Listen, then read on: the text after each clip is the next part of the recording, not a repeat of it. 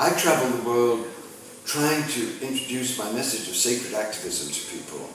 And one of the great advantages of the work I do is that I do meet some of the most brave and passionate and loving people on the planet. And that always fills my heart with joy and hope, that there are people who are willing at this time to turn up and risk their livelihood and risk their psyches and risk their hearts in really doing something for the planet.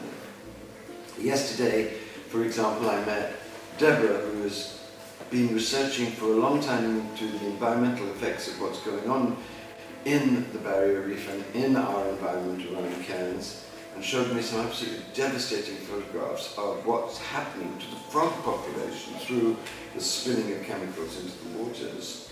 I met Jeff, who has been for decades now a passionate environmental activist, who told me very, very disturbing stories about how they're going to build a massive new casino in a very sacred and beautiful place near Cairns and disrupt and change everything, potentially, unless we really rise up and do something about it.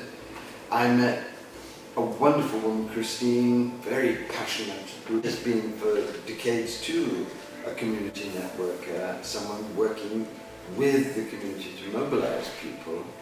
I met beautiful, beautiful Gary, who is a healer and does tremendous body work. And I really enjoyed all of these people because they were all very alive, very passionate about what they're doing, very aware of how dangerous the situation is, but not destroyed, because they discovered the secret, which is to do something with joy and with love for others.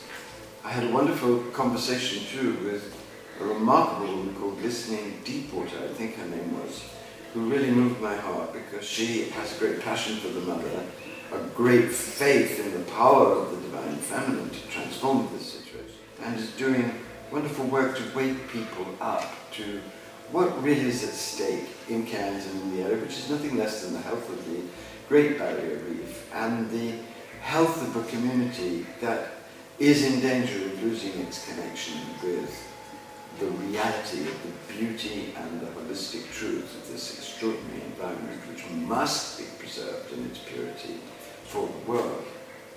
So thank you very much, Cairns, for having me, and thank you so much for listening with such love to what I have to say, and thank all of you who I met for being the people you are and for turning up with such passionate grace. Bless you, bless you, bless you.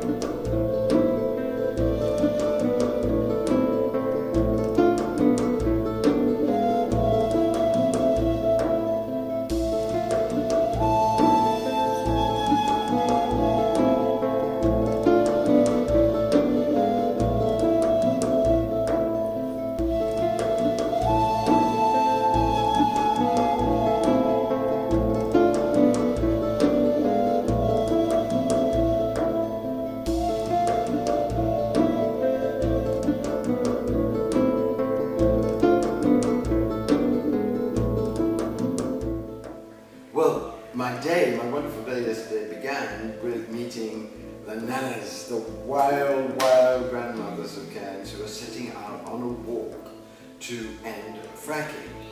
I was immediately really, really gobsmacked by the courage and the humour and vitality of the extraordinary women who gave me a yellow cab. I wish I had it in this packed.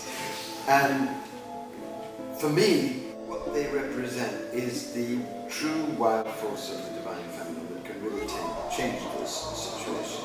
Here are ordinary, extraordinary grandmothers who really have had enough of the way in which our culture is destroying everything and are willing to walk themselves and just stand up for an end to fracking. And they're doing it with such joy, with such humour, with such embrace of all sides, and such an invitation to transform ourselves at this moment. I was really moved, and I'm so grateful to you, you wonderful beings, for doing the wild work you do. And thank you for your yellow hat. I will wear it with great pride. I also, when I was on the boat, as I said, met all of these extraordinary people, but I don't want to omit somebody who touched my heart very much, Gabby, who is German and who shares a great love for the great German poet Rilke. Gabby works with the bats to really ensure that their lives are protected. And we had a very deep conversation about how broken her heart is at what is happening. And I said to her, my heart is broken, all of our hearts are broken, but let's break them open and let's do the divine practices in whatever way we feel impelled to that can truly strengthen our hearts to be able to give us the courage to go on in the face of so much denial and so much difficulty.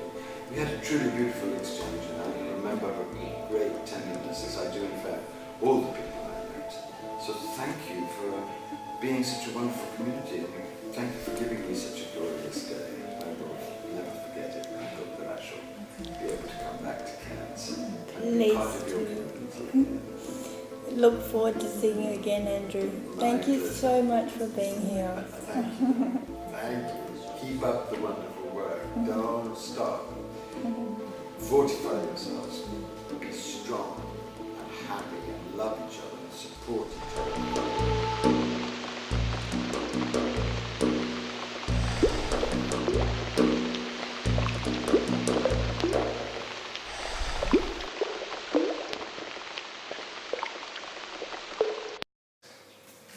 God bless.